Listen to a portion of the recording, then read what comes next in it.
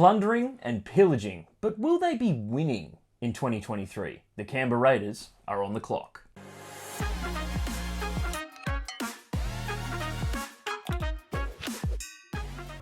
The 2023 Canberra Raiders, Longy, what do we reckon? Tell you what, man, that team surprised a lot of people. They started really soft in 2022.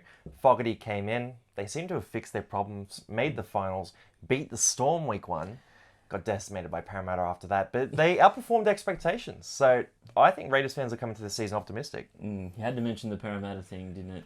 Would have hurt for Canberra Raiders fans. A lot of hope provided, I think, from Jamal Fogarty, actually. Once he came into that side, he really elevated Jack Whiten, and they seem to take that next step with guys like Joe Tarpany really coming out and coming into his own towards the back end of the year.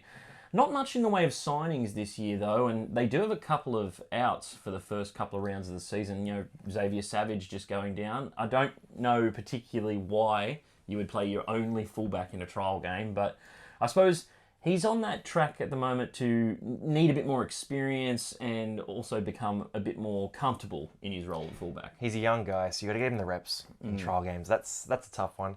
No, they're going to struggle at fullback. They'll probably play like Jordan Rapana there or something like that. And Harley Smith-Shields. Yeah, and these guys are all right. But Xavier Savage is a freak. He's an absolute freak. Speed. They also lose Josh Hodgson officially over the off-season. And, they lost him very early last year. So that probably contributed to them not being who they wanted to be, losing Fogarty and Hodgson. Yeah, I think when you look at it, Zach Wolford kind of came in and owned that spot as well, and you thought from the get-go that they were just going to go with Tom Starling, but he kind of regressed a little bit. I think he's still that impact player off the bench, plays a lot of minutes, but I think with Zach Wolford's defence, they just opted for that over a bit more attacking display from Tom Starling. Starling plays more minutes than Wolford. So I think it's similar to what we're going to see with Mitch Kenny and Sonny Luke at Penrith, where you have the starter who comes on for 25 minutes and you have another guy who comes on for about 55. Starling, we had Starling really highly ranked. We did a hooker rankings a couple of years ago and just thought he had all that potential, but hasn't kicked on the way we expected him to. This is probably a chance this year because he's just got such a good forward pack to run off. Yeah.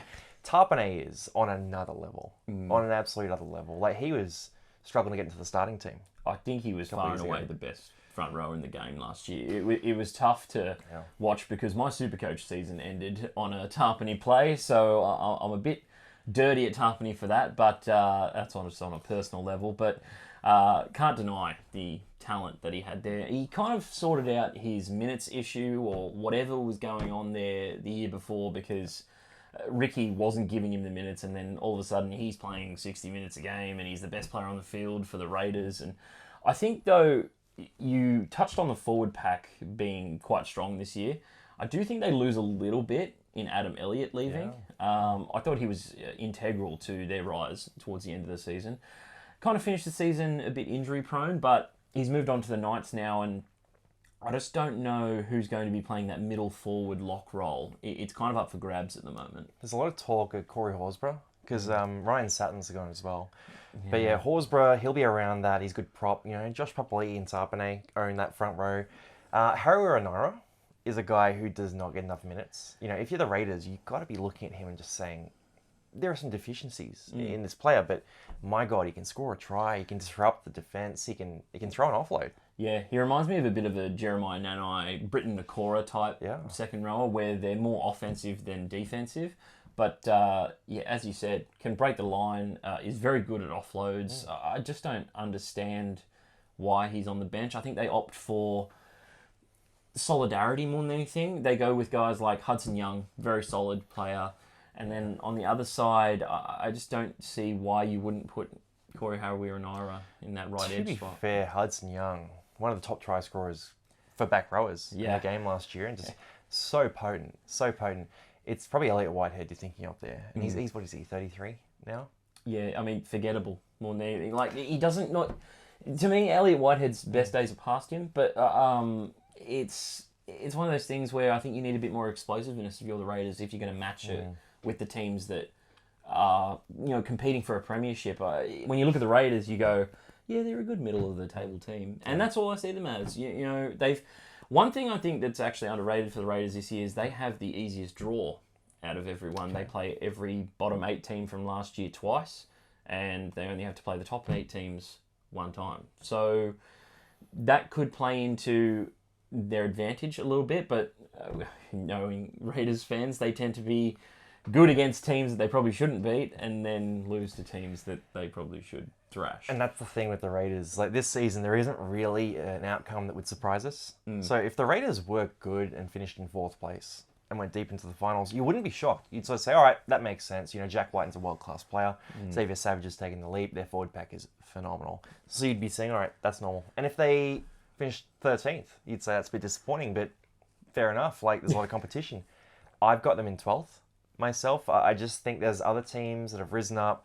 You know, your Brisbane Broncos, your West Tigers, your Canterbury Bulldogs. Yeah. These types of sides, even the Seagulls, are in a similar spot to the Raiders for me.